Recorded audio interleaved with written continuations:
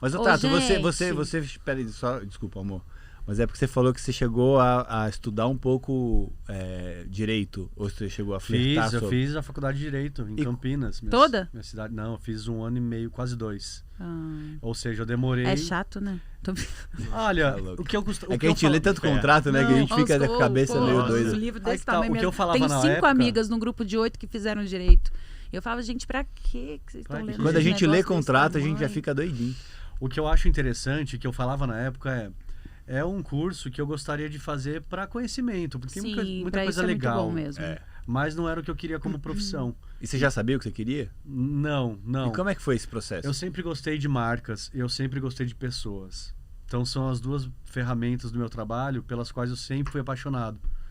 E quando eu me dei conta de que poderia ser uma profissão, e que o que eu poderia fazer, claro, existem várias profissões, mas a publicidade, como eu sempre gostei de ver publicidade, era algo que me chamava a atenção. E quando eu larguei a faculdade de Direito, eu falei, eu vou estudar, eu vou para São Paulo, fazer a melhor faculdade, já tô velho, né? Fiz 2 anos de Direito, já tô velho. 19 na época. E eu estudei, entrei, fiz exatamente como eu queria, na faculdade que eu queria, o curso que eu queria, e ser relações públicas nunca teve nos meus planos concretos, assim. Ser relações públicas foi algo que foi a vida foi me levando, Eu já trabalhei como produtor de eventos, eu já trabalhei como atendimento, planejamento em agência. Então, eu tive algumas experiências, eu já fui cliente, né? Eu já trabalhei em marcas. Então, eu tive experiências que, somando, me levaram para esse lugar que eu tô hoje. Sim. Mas eu tenho uma coisa pra falar do Renato super legal, que ele... Foi uma transformação, né? Até ele chegar a ser RP. Só que desde que eu conheço o Renato, existia a frase... Ele vai ouvindo no retorno, né? A voz vai ficando um pouquinho mais aqui. Ele tá distante. Aqui. E o Rê, ele... Até perdi o que eu ia falar. Quando você conheceu o Renato, foi uma transformação. Existia sempre a frase, desde o início, assim, eu quero ser ator, eu quero ser ator. A vida inteira. Tipo, eu passei uns 7 anos escutando o Renato, eu quero ser ator. Eu falei, vai estudar pra ser ator. E de repente ele foi se transformando em RP e nunca mais tocou no assunto. Que eu acho que preencheu. Não era o ser ator, ele queria ser isso. Sim. Entendeu? Aliás, eu admiro muito a profissão do ator. Talvez se eu não tivesse a minha profissão, talvez eu fosse ator mesmo, porque eu admiro o ofício de vocês, atores. Ele fazia vídeo com a irmã dele. A gente fazia filmes. De gêmeas. Sério? Vários filmes. Mesmo. Jamais mostrarei, obviamente. Isso é muito legal. Jamais Mas isso tem a ver Por que também você não com... posta isso? Jamais. Tato. Eu vou ser cancelado se eu postar. Tá louca. Cria um... Faz no TikTok. Mas o que eu acho que eu tava falando da profissão de vocês, atores, e que me Fascina. Me fascina muito mesmo, é o ofício esse quase que chamado que vocês têm como atores. Sim. De contar histórias e acrescentar na vida das pessoas.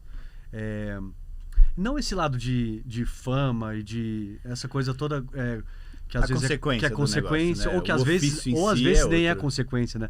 Muita gente quer ser ator porque eu quero ser famoso. Não, mas o ofício de ser ator, contar histórias legais e entreter as pessoas, ainda mais, né, num país em que a gente precisa entreter, a gente precisa falar de arte, cultura, eu acho muito interessante. Então, é uma forma de educação através do entretenimento, exato. Assim, da distração, talvez, né? A gente sempre fala que o sorriso é uma forma muito fácil de chegar no coração das pessoas, de atingir o coração das pessoas. Sim. Então, a gente passar informações...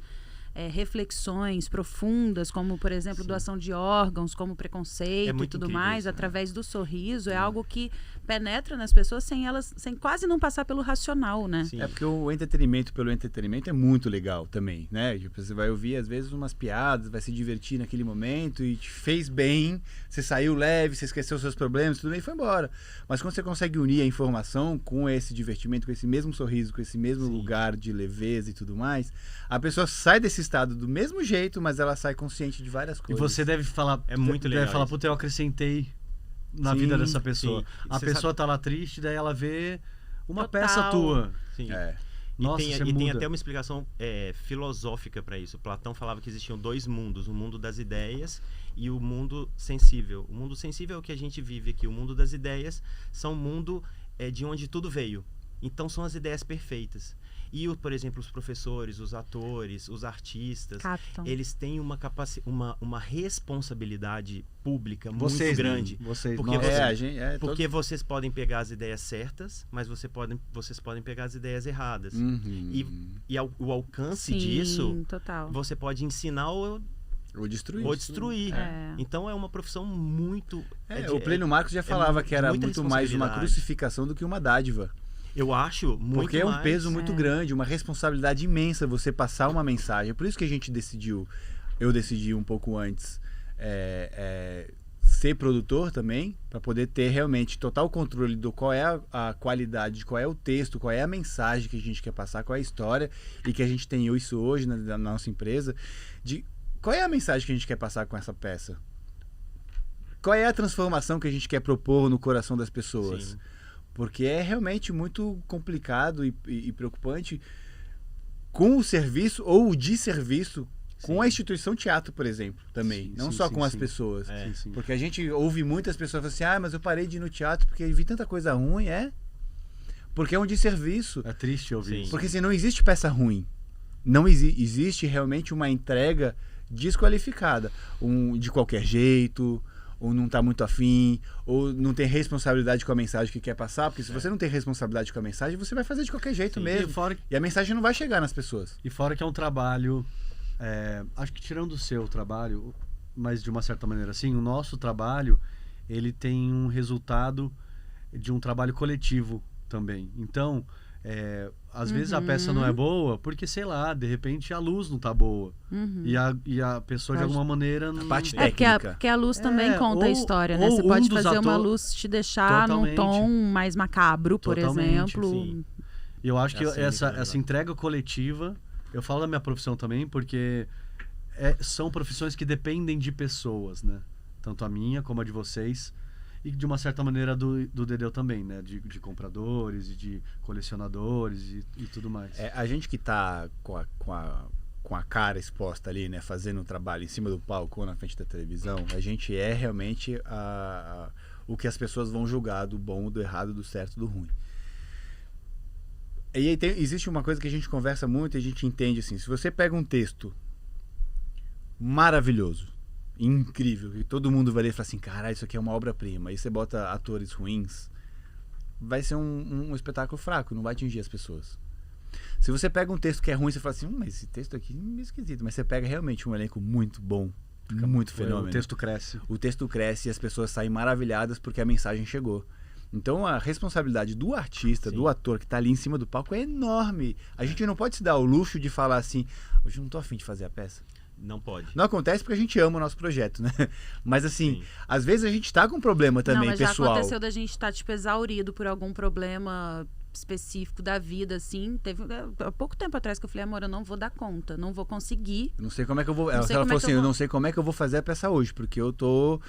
Minha cabeça tá muito doida. E vem uma força tava realmente inexplicável do público, do comprometimento com o público. De tudo. O palco é muita energia que rola ali, né? Mas eu acho que o artista acaba vivendo um propósito de vida com a arte. Sim. A arte sempre é um propósito de vida. Quando você não tem, você não teve o chamado ainda.